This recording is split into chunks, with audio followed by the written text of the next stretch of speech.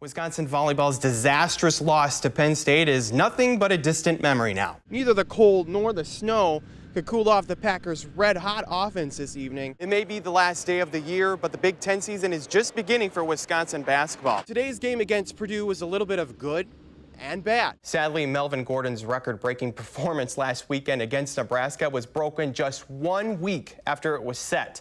As for the team, they did pretty well. Today's Packers-Patriots game lived up to all the hype, with Aaron Rodgers and Tom Brady throwing for a combined 4 touchdown passes. The first 2 weeks are in the books. The Badgers have a bye week before returning here against Bowling Green. In Camp Randall Stadium, Eric Jacobson, Fox 47 Sports.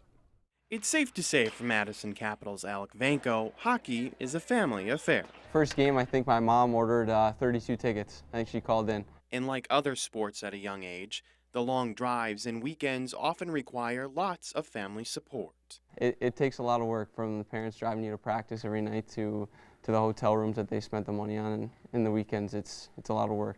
But life, as in hockey, can quickly change. In the middle of the night, I received a text from my neighbor saying the ambulance was at my house, and so I finally called the home phone, and my mom got put on that phone, and the first thing I heard in the background is the DA coming down and saying, "That's it." Alec's dad had died in his sleep. He was 55 years old. But instead of quitting the sport he loves, Vanko continues to keep playing for his family and his dad. That's where I have my fun. And then getting back into hockey is what my dad would want me to do. And fulfilling his dream, playing in the NHL, is something he and his dad have always wanted. And to keep that dream alive, he leaves a reminder of the goals yet to come. Before every game, I leave an extra ticket, one for my dad, just so he always knows that he can have that spot, but I know he's watching from up above. In Madison, Eric Jacobson, News 3 Sports. Well, just 2 weeks ago, the sky was falling for the Packers. But after blowout wins against the Bears and Vikings, all is well again in Green Bay.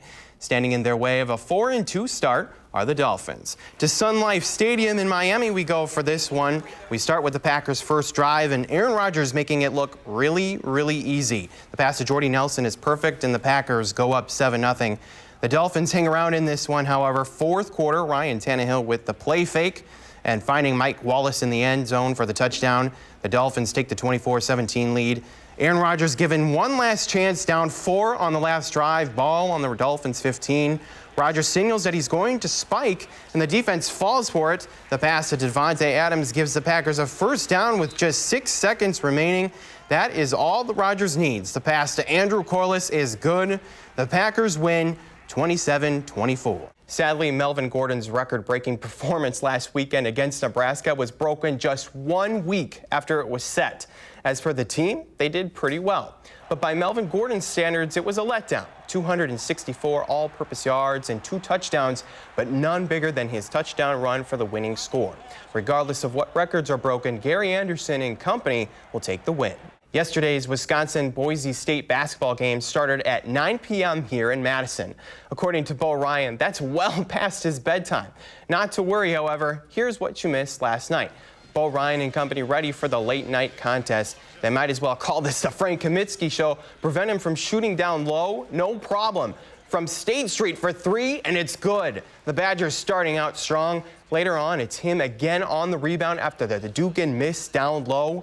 And the score. He finishes with 26 points, and the Badgers roll 78-54. The AP college football poll is out this week, and who can believe it? Mississippi State is atop the standings. It's the first time in school history for the Bulldogs. Florida State drops to number 2. They match up with number 5 Notre Dame next Saturday night. Wisconsin is on the outside looking in for the poll. Michigan State, Ohio State, and Nebraska are the only Big Ten teams in the poll. Wisconsin volleyball's disastrous loss to Penn State is nothing but a distant memory now. Since the loss, the Badgers have gone 4-0 and have only dropped 1 set. Bucky getting into the action at the Fieldhouse today. Wisconsin hosting Maryland. This one was all Badgers today. First set, Badgers on the attack, and it's Haley Nelson with the kill. Badgers pulling away in the first set. They could get it done on defense as well. Later on, it's Dominic Thompson with the block right back to the Terrapins side. They were all getting in on the action today. Badgers attacking with Ellen Chapman with the kill. The Badgers win in straight sets, 3-0. Badger women hockey also in action this afternoon, taking on Ohio State. Second period, Ohio State trying to clear the puck, but it's stolen away by Blair Turnbull, who passes it to Brittany Ammerman for the goal. The Badgers up 2-0. Goalie Anne-Marie Desbiens has a good day. She closes out a shutout again. The Badgers win 3-0. That's it for sports. We'll be right back. The Verona cheerleading squad is just like any other, with laughs and smiles that set an example for the entire school. Except for 3 special girls. My coach in college had a special needs cheer team, so just watching that team perform gave me a lot of ideas on how I can incorporate them. Just beginning this year, the team aims to include everyone, and the result has been overwhelming support. I think it's pretty great that we can show all the people in our school and community that just because you're in a wheelchair doesn't mean that you can't be a cheerleader. When she's able to do something, for one, I cry because I just can't even believe it. And when her face just gets a smile that goes across the whole, cheek to cheek, and she's so proud of herself. With the rest of the team's full support, these girls know exactly where they fit in. Talking to friends, not being home alone, and being bored, not doing nothing. It's always fun here, laughs. And while the team may not always win on the field, the team on the sidelines has already won. It's really great that the message is getting sent that, no matter what you are, or who you are, that there's someplace that you can be. And making this group of kids a little more special. Hello.